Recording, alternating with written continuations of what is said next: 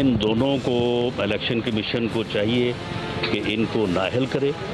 یہ اعظم سواتی صاحب جو ہیں وہ پہلے بھی ایک دفعہ کنٹیمپٹ سے جو ہے وہ بچے ہوئے ہیں. اسی الیکشن کمیشن کے باہر جو فضل الرحمان زبان استعمال کر کے گئے تھے، جو مریم زبان استعمال کر کے گئی تھی، وہ تو الیکشن کمیشن کو دھاندلی میں ملوث کر کے چلے گئے تھے. تو لہٰذا یہ بھی دیکھنا پڑے گا کہ یہ نوٹسز کا جھکاؤ جو ہے وہ کیا ایک ہی جانب ہے یا دوسری جانب بھی نوٹسز ہونے چاہیے. اس کے بارے میں الیکشن ہو یا بہت سے دوسرے ممالک، سب نے رپورٹس بنائی ہیں اس طرح کے ووٹنگ پروسیجرز پر کہ یہ پاکستان جیسے ملک اور ساؤتھ ایشین ممالک میں جہاں اتنے بڑے پاپولیشنز ہیں یہ نہیں چل سکتی. السلام علیکم ناظرین، آپ دیکھ رہے ہیں پروگرام ایکسپرٹس. میں ہوں دعا جمیل. آج کے پینل کا حصہ ہوں گے ایاز خان صاحب، عامر الیاس رانا صاحب، فیصل حسین صاحب، حافظ طاہر محمود اشرفی صاحب اور محمد الیاس صاحب. بڑھتے ہیں پہلے بڑے سوال کی طرف. ناظرین، ای وی ایم کے معاملے پر گورنمنٹ اور الیکشن کمیشن کے درمیان تناؤ برقرار ہے. آج غیر ملکی فنڈنگ کیس کی سماعت کے موقع پر پیپلز پارٹی اور عوامی نیشنل پارٹی کا وفد الیکشن کمیشن پہنچا. چیف الیکشن کمشنر سے ملاقات کی اور انہیں مکمل حمایت کی یقین دہانی کرائی. لیگی رہنما رانا ثناء اللہ نے مطالبہ کیا کہ الیکشن کمیشن کو متنازع بنانے والے وفاقی وزراء کو نااہل قرار دیا جائے، جبکہ وزیر مملکت فاروق حبیب نے میڈیا ٹاک میں الیکشن کمیشن پر جانبداری اور اپوزیشن کی جانب جھکاؤ کا الزام لگایا اور انگلی اٹھائی کہ ڈسکا الیکشن پر ساری رات جاگ کر نوٹس لیا جاتا ہے. یوسف رضا گیلانی کے بیٹے کے ویڈیو پر کوئی ایکشن نہیں ہوتا. مریم نواز اور مولانا فضل الرحمان کے الزامات پر کوئی نوٹس نہیں ہوتا. انہوں نے بتایا کہ الیکشن کمیشن کی جانب سے گورنمنٹ کے خلاف بھی آفیشیل اکاؤنٹ سے ٹویٹ ہو جاتے ہیں، کبھی پریس ریلیزز آ جاتی ہیں تو کبھی نوٹسز جاری ہو جاتے ہیں. دیکھنا ہوگا کہ نوٹسز کا جھکاؤ ایک جانب ہی کیوں ہے. ناظرین، پاکستان میں یہ عمومی طور پر دیکھنے میں آیا ہے کہ جب بھی کسی ادارے کی جانب سے گورنمنٹ اور اپوزیشن کے خلاف کوئی فیصلہ آتا ہے تو سیاستدانوں کی جانب سے اداروں کو متنازع بنانے اور قومی ایشوز پر بھرپور منفی سیاست شروع ہو جاتی ہے. اسی سے متعلق پہلا اور بڑا سوال ہے. ایاز خان صاحب، میں آپ سے آغاز کر رہی ہوں. اب یہ ای وی ایمز کو لے کر الیکشن کمیشن اور گورنمنٹ کا جو تنازع ہے آپ کے سامنے ہے، یہ قومی ایشوز پر منفی سیاست آپ کے خیال میں ختم ہو سکتی ہے؟ دیکھیے، اس گورنمنٹ کا مسئلہ ہی پہلے دن سے یہ ہے. یہ ایک تو میں نے دیکھا ہے سابق وہ جو پرائم منسٹرز گزرے ہیں وہ بھی محاذ کوئی نہ کوئی کھولتے تھے، لیکن وہ اس طرح نہیں ہوتا تھا کہ سارے محاذ ایک ہی دفعہ کھول لیتے تھے اور خود کو اتنی مشکل میں ڈال دیتے تھے. یہ بہرحال اس کا کریڈٹ ہے اس گورنمنٹ کا، جو قابل تعریف کام ہے اس میں اس کی تعریف کرنی چاہیے. کوئی ایسا سیگمنٹ نہیں ہے سوسائٹی کا جس سے انہوں نے پھڈا نہ ڈالا ہو. اور الیکشن کمیشن ظاہر ہے یا تو آپ کا اختیار ہو کہ صبح آپ الیکشن کمیشن کو اٹھا کے باہر پھینک دیں، چیف الیکشن کمشنر سمیت. آپ کے پاس اتنی طاقت ہے، ویری گڈ، آپ بالکل ان سے لڑیں اور جو چاہے کریں. لیکن جب آپ کو پتہ ہے ایک آئینی ادارہ ہے، آپ کی بھی وہ محدود اس میں اختیارات ہیں، آپ ایک حد سے آگے نہیں جا سکتے، پھر آپ کیوں لڑتے ہیں اور اس حد تک کیوں معاملات کو لے جاتے ہیں کہ اس کے بعد آپ خوار ہوں یا پیچھے ہٹنا پڑے. ہاں، یہ بھی کوالٹی اس گورنمنٹ کی، یہ بہت سی چیزوں پہ بہت زیادہ آگے جا کے پیچھے بھی ہٹ جاتی ہے. الیکشن کمیشن کے معاملے پہ بھی میں سمجھتا ہوں کہ ان کو ابھی بھی وقت ہے کہ یہ پیچھے ہٹ جائیں، بیٹھ کے بیچ میں کچھ لوگوں کو ڈال کے یہ معاملات رفع دفع کر لیں. ورنہ ظاہر ہے جب کوئی آئینی ادارہ اپنی آئی پہ آ جاتا ہے تو پھر بڑی مشکلات ہو جاتی ہیں. اور ایک چیز ذہن میں رکھنی چاہیے گورنمنٹس کو کہ سب سے زیادہ کمزور وکٹ پہ گورنمنٹ ہوا کرتی ہے جو بھی ہو، کیونکہ باقی اداروں کے پاس آبویسلی ان کے ساتھ عوامی حمایت بھی چلی جاتی ہے. اور اس گورنمنٹ کی بدقسمتی یہ ہے کہ جس قدر مہنگائی، بے روزگاری اور معاملات اور بیڈ گورننس نے جو حال کیا ہے ان کا، تھوڑی سی بات بھی ہوتی ہے، یہ اگر سچے بھی ہوں کسی بات پہ ٹھیک بھی ہوں تو لوگ آٹومیٹیکلی دوسری سائڈ پہ جا کے کھڑے ہو جاتے ہیں اس گورنمنٹ کے خلاف. تو میرا خیال ہے یہ جتنی جلدی سمجھ آ جائے اس گورنمنٹ کو، ورنہ الیکشن کمیشن کے پاس جو اختیارات ہیں آہستہ آہستہ چیزیں انفولڈ ہوتی جائیں گی اور ان کو یقین کریں لگ پتا جائے گا اس گورنمنٹ کو. جی حافظ طاہر صاحب، یہ کس طرح کا کلچر ہے جو ادارہ اگر کسی کے خلاف فیصلہ دے دے، بات کر دے، اپنے تحفظات کا اظہار کر دے تو وہ کوئی بھی حکومت ہو، کوئی بھی سیاسی جماعت ہو، وہ اس ادارے کو متنازع بنا دیتے ہیں. اب یہ جو حالیہ معاملہ ہے حکومت الیکشن کمیشن تنازع، آپ کے خیال میں قومی ایشوز پر منفی سیاست کیوں کی جاتی ہے؟ بسم اللہ الرحمن الرحیم، نحمدہ ونصلی ونسلم علی رسولہ الکریم، गुजारिश ये है कि जो इदारे तो सारे, लेकिन अगर इदारे में बैठा शख्स जो है कोई भी हो या शख्सियात जो हैं, अगर वो सियासत शुरू कर दें और वो पार्टी बन जाएं और फिर आज के दौर में मीडिया खेलना शुरू कर दें, तो फिर वो इदारे का तकद्दुस भी ख़त्म हो जाता है उस शख्स की वजह से या उन अफराद की वजह से जो बैठे होते हैं।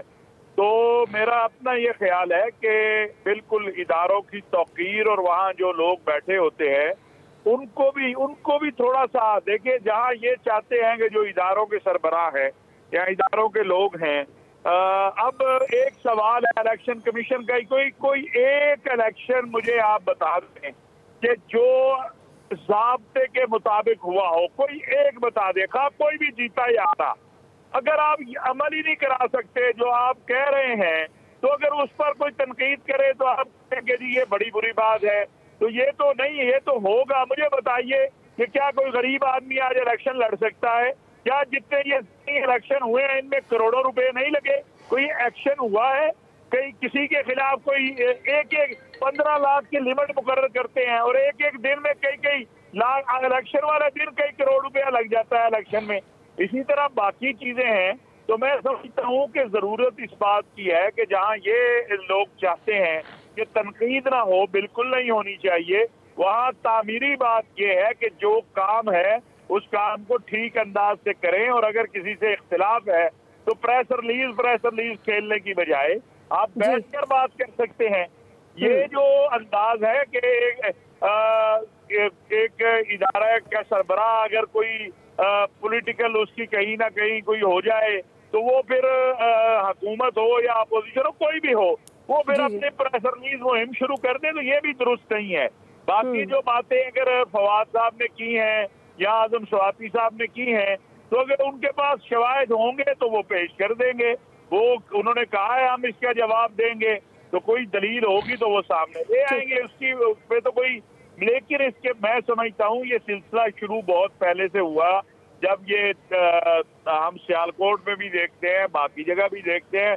मेरी सिर्फ इतनी गुजारिश है कि चीफ इलेक्शन कमिश्नर साहब अपना तमाम तर एहतराम के बावजूद कोई एक इलेक्शन बता दें जिसमें उनके दौर में या उनसे पहले ये गुज़श्ता जितने इलेक्शन, जब से ये जो है माल का इलेक्शन शुरू हुआ है, कि कोई एक इलेक्शन है जिसपे हम कह सकें कि ये ज़ाब्ता जो बनाया था उस पर पूरा उतरा है और इसके अंदर जो है कोई गरीब आदमी भी जो है वो हिस्सा ले सका है और वो भी कोई कैंपेन चला सका है।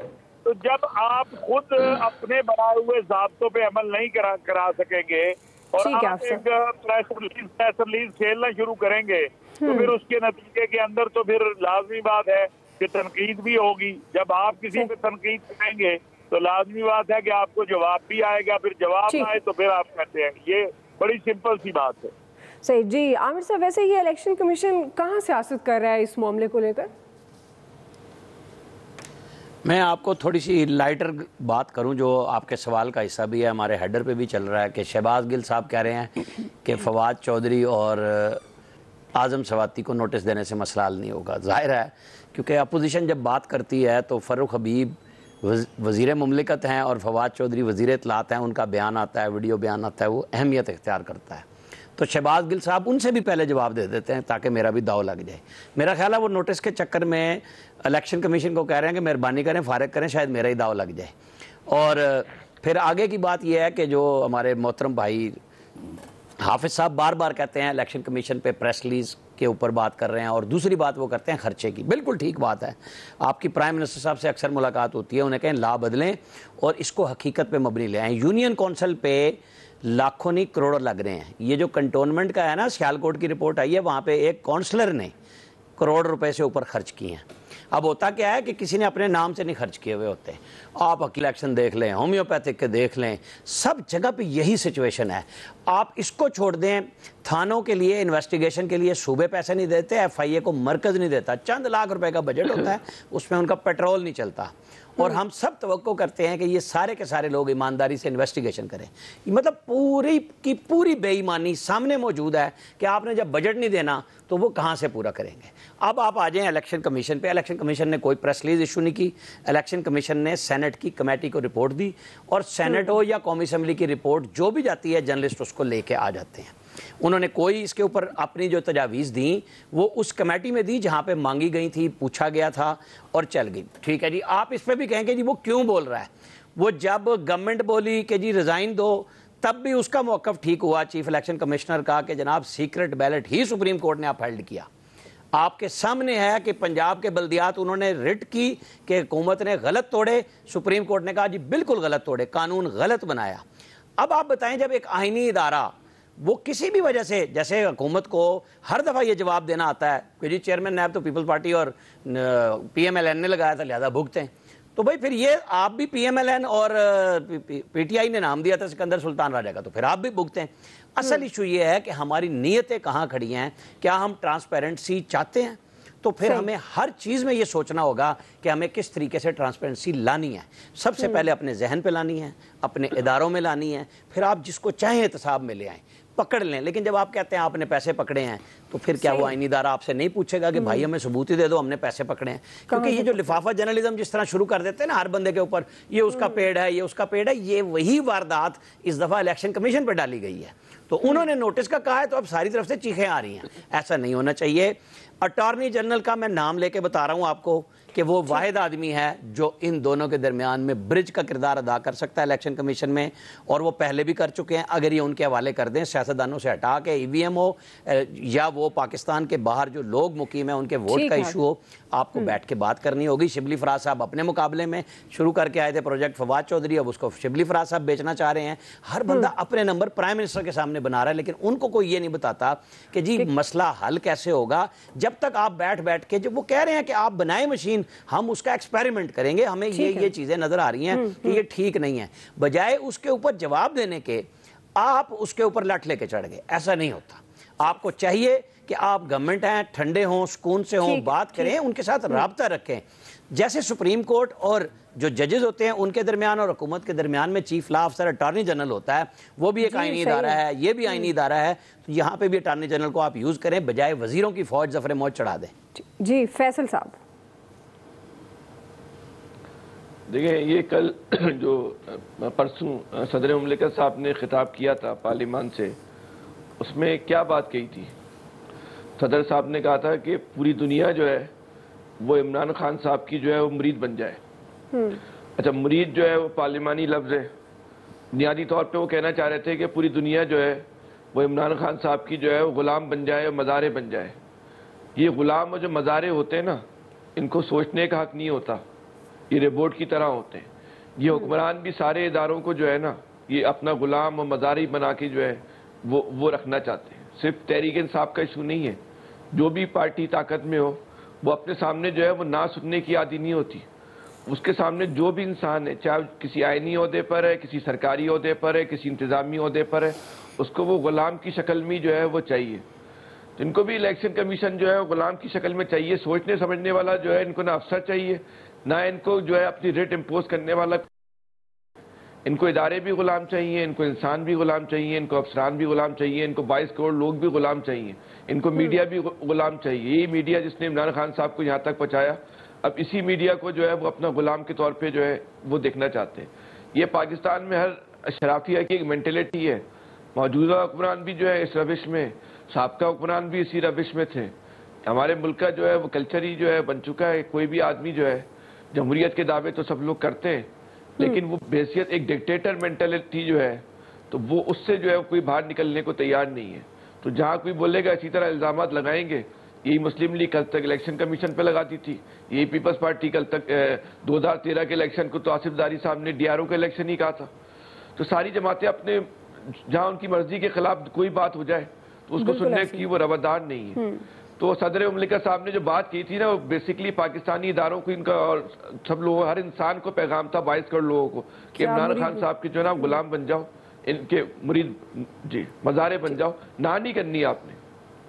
ویسے بھی ہم لوگ غلام و مزارے ہی ہیں، واقعی سے ہماری اوقات کیا ہے؟ الیاس صاحب دیکھیں گورنمنٹ نے واقعی یہ جو بات کی جا رہی نہ سننے کی عادی نہیں ہے. انہوں نے الیکشن کمیشن کے لیے اپنی رپورٹ دی ہے، رپورٹ میں انہوں نے اپنے خدشات کا اظہار کیا. گورنمنٹ کو چاہیے اس کو پورا کریں، اس کو لاجک کے تحت لے کے آئیں، بتائیں کہ جی اس طرح دھاندلی نہیں ہوگا، صاف و شفاف طریقہ ہوگا. اس لیے کہا جاتا ہے کہ ان کو بیٹھیں، اپوزیشن کو اس کی ڈیمونسٹریشن دیں. اس کے بعد دیکھیں کہ کیا مسائل آتے ہیں، کس طرح بیچ میں ہیک ہو سکتا ہے، نہیں ہو سکتا. یہ تمام چیزیں بتائیں، بجائے کہ بیان بازی کرنے سے. اس طرح تو جنگ جو شروع ہو گئی ہے، جنگ یہ ختم نہیں ہوگی. روز بیان دیں گے، ادھر سے بیان دیتے رہیں گے. آئینی ادارہ ہے، اس کا تقدس کو پامال نہیں کرنا چاہیے، اس کو دیکھنا چاہیے. کیونکہ اب دیکھیں اپوزیشن جماعتیں بھی اب ان کی حمایت کر رہی ہیں الیکشن کمیشن کی، جو کہ ان پر تنقید کرتے تھے.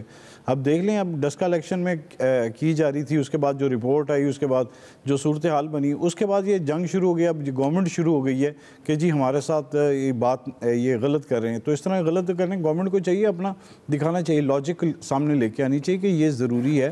اس سے صاف و شفاف الیکشن ہوں گے. جو دھاندلی کا الزام ہر حکومت میں جب نہیں بنتی حکومت الیکشن کے بعد، تو اس پر ایک شروع ہو جاتا تماشا کہ جی دھاندلی ہوئی، ووٹ چوری ہو گئی، یہ ہو گیا، تو مینڈیٹ چوری ہوا. تو یہ باتیں جو ہیں ان کو ختم کرنے کے لیے یہ جو EVM لے کے آ رہے ہیں، تو اس کے ذریعے یہ ختم ہوگا.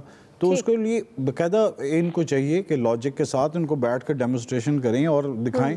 اگر الیکشن کمیشن کہہ رہا ہے، ظاہر ہے اس ادارے نے کل جواب دینا ہے لوگوں کے سامنے کہ الیکشن کمیشن نے دھاندلی کروا دی یا اس طرح کر دی، بات کر دی.